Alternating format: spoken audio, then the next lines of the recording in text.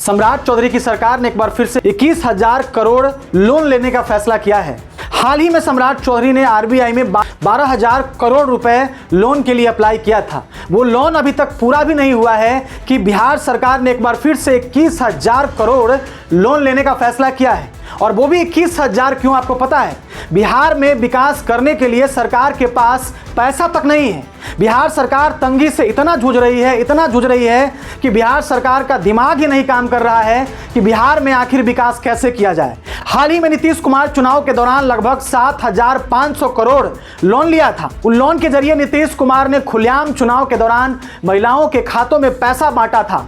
खुलेआम पैसों के दम पर चुनाव को खरीदा गया था और अब लगातार बिहार सरकार बिहार को कर्ज में ढकेल रही है। लगातार कर्ज के खाई में बिहार को ढकेला जा रहा है, लगातार कर्ज लिया जा रहा है। 4 लाख करोड़ से भी ज्यादा बिहार सरकार के ऊपर कर्ज हो चुका है और 3 महीना भी नहीं बीतता है और बिहार सरकार कर्ज लेने का फैसला करती है। सोचिए, बिहार सरकार ने फैसला किया है कि हम पुल बनाएंगे, सड़क बनाएंगे और इसीलिए हमें लगभग 21,000 करोड़ रुपए की जरूरत है।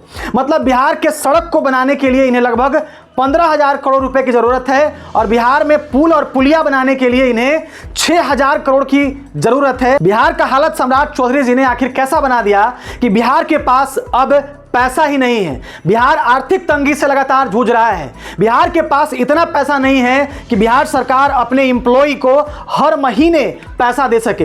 बिहार के कई ऐसे डिपार्टमेंट हैं जिनके कर्मचारी को हर महीने पैसा नहीं मिलता है।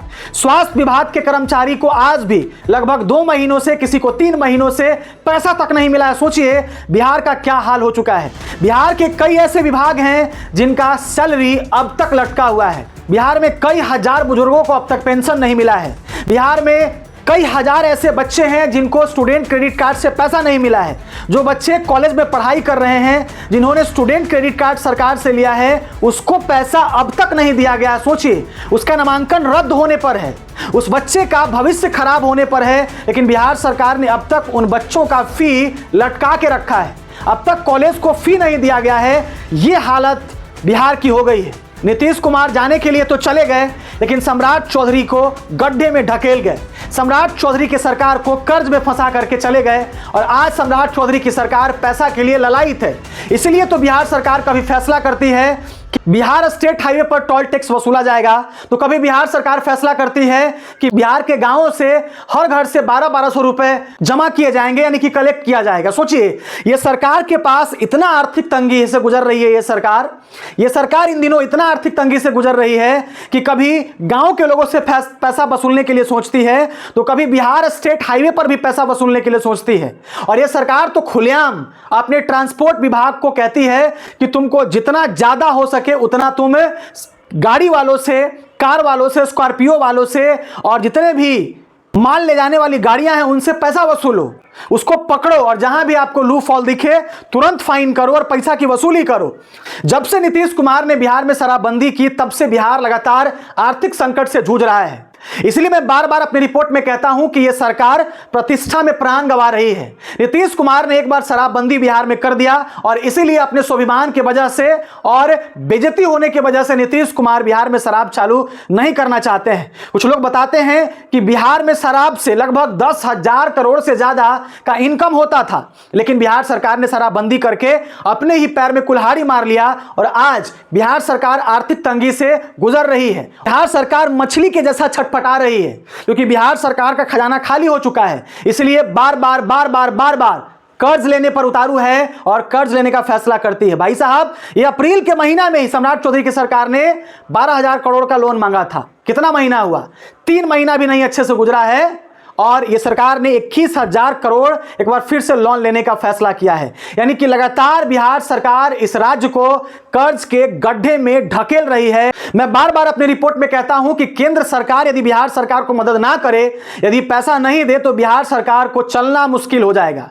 बिहार सरकार एक कदम नहीं चल पाएगी और बिहार सरकार कुछ ही महीनों में भिखमंगा बन जाएगी। यह हालत तो बिहार का हो चुका है। लेकिन फिर भी सम्राट चौधरी डंके के चोट पर कहते हैं कि बिहार में विकास की बाढ़ आने वाली है, बिहार में विकास की धारा बहने वाली है, बिहार को हम ऊंचे लेवल पे ले जाएंगे। कभी नहीं हो पाएगा। बिहार बिहार सरकार भले ही अपने मंचों से कहती है कि हम ये करेंगे, वो करेंगे, फलाना करेंगे, ढेकना करेंगे, लेकिन सम्राट चौधरी से कुछ नहीं होने वाला है। कड़वा सच है। अगले 5 साल बाद भी बिहार आपको निचले पैदान पे दिखेगा और आज भी बिहार फिसड्डी है और निचले पैदान पर दिख रहा है। बिहार में जो हाल है उसके बारे में यदि हम आपको 1 घंटे तक बताते रहें तो शब्दों में बयां नहीं किया जा सकता। वो हाल यहाँ के स्वास्थ्य व्यवस्था का है और वो हाल यहाँ का शिक्षा व्यवस्था का है। अब भगवान ही जाने कि बिहार का क्या होगा और बिहार का विकास कैसे होगा। आखिर ये बिहार सरकार कितना कर्जा लेती है और कितना कर्जा ले लेकर के बिहार का विकास करती है, वो अब भगवान ही मालिक है और भगवान ही बताएंगे और सम्राट चौधरी ही बता पाएंगे। बाकी नीतीश कुमार ने तो संन्यास ले ही लिया है, मुख्यमंत्री पद छोड़ ही दिया और आराम से अपना आवास में अब वो रेस्ट कर रहे हैं, शांति का नींद ले रहे हैं और सम्राट चौधरी को बिहार सरकार में लगातार गाली पड़ रहा है। बाकी इस सरकार के बारे में आप क्या सोचते हैं, अपनी प्रतिक्रिया जरूर दीजिए।